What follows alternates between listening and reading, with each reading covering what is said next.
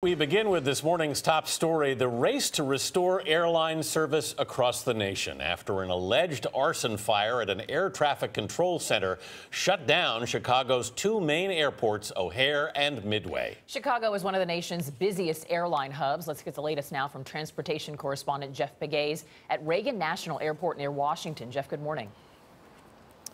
Good morning. More than 2,000 flights have been canceled in the last 24 hours, and flights in and out of Chicago are expected to be impacted once again today. The FAA is trying to determine the extent of the damage and when air traffic will return to normal. On the ground, it was a mess at both of Chicago's busy airports. Lines of passengers at Midway stretched the length of the terminal. At O'Hare, more of the same as travelers dealt with delays and cancellations.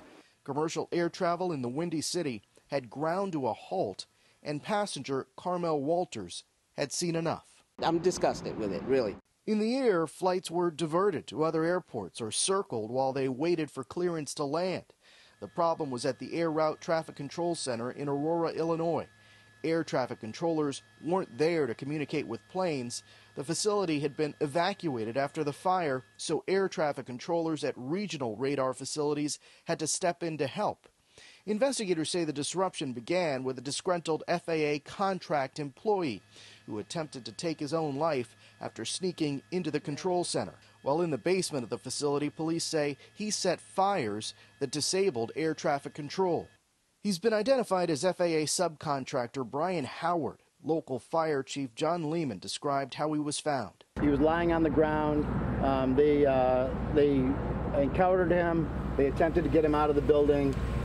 There was some degree of effort on their part to drag him out of the building, but he was conscious.